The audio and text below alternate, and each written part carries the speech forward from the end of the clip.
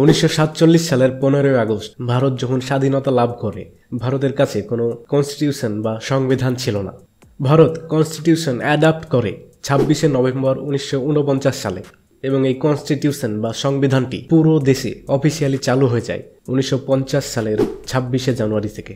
যে কারণে প্রতি বছর 26শে জানুয়ারি ইন্ডিয়াতে রিপাবলিক ডে বা প্রজাতন্ত্র দিবস বা গণতন্ত্র দিবস পালিত হয়।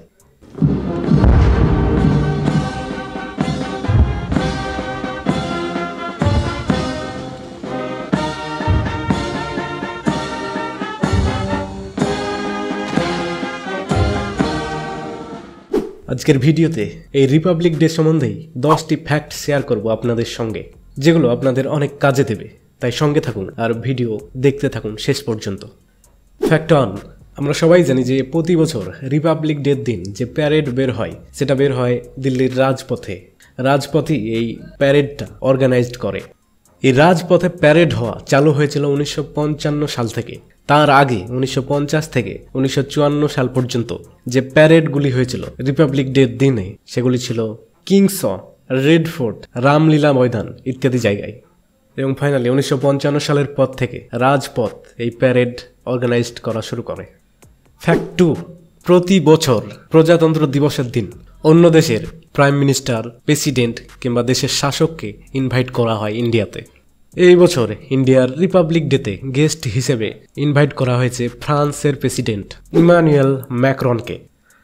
ফ্যাক্ট 3, ইন্ডিয়াতে প্রথম যখন রিপাবলিক ডে পালন করা হয়েছিল 1950 সালের 26শে জানুয়ারি, সেদিন গেস্ট হিসেবে ইন্ডিয়াতে উপস্থিত ছিল ইন্দোনেশিয়ার প্রেসিডেন্ট ডক্টর সুকার্নো।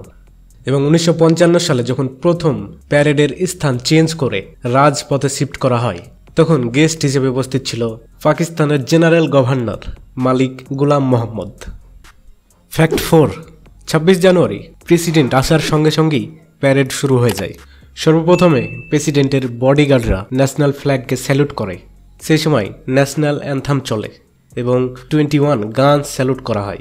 এই 21 বার গান স্যালুট আলাদা আলাদাভাবে করা হয় না। ইন্ডিয়ান আর্মির কাছে 7 ক্যাননের একটি বন্দুক রয়েছে, যেটাকে 25 পন্ডার্স বলা হয়।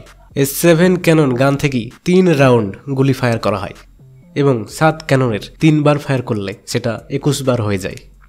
ফ্যাক্ট 5, ইন্টারেস্টিং বিষয় হচ্ছে যে গান স্যালুট করা হয় ন্যাশনাল অ্যান্থিমের সঙ্গে ম্যাচ করে।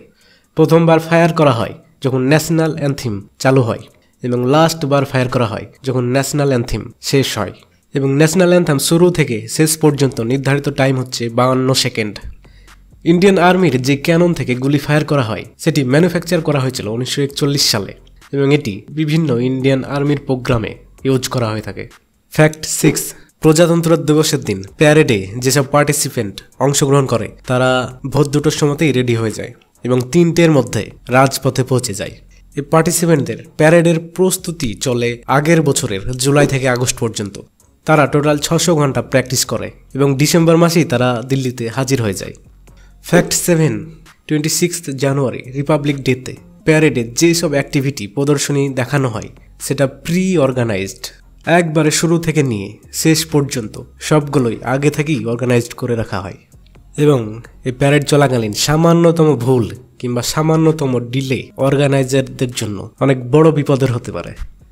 ফ্যাক্ট 8, যেসব আর্মিরা এই প্যারেডে অংশগ্রহণ করে তাদেরকে 4 লেভেলের ইনভেস্টিগেশনের মধ্যে দিয়ে যেতে হয়।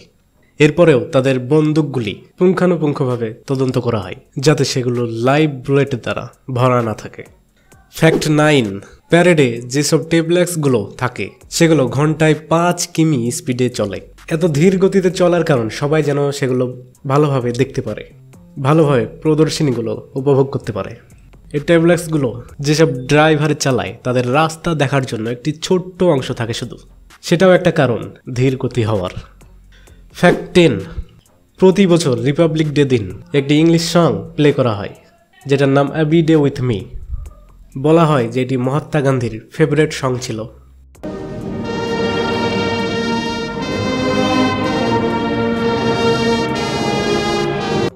আপনাদের একটি লাইক, একটি সাবস্ক্রাইব আমাদেরকে অনেক বেশি মোটিভেট করে এই ধরনের ভিডিও তৈরি করতে। তাই অবশ্যই লাইক এবং সাবস্ক্রাইব করে যাবেন।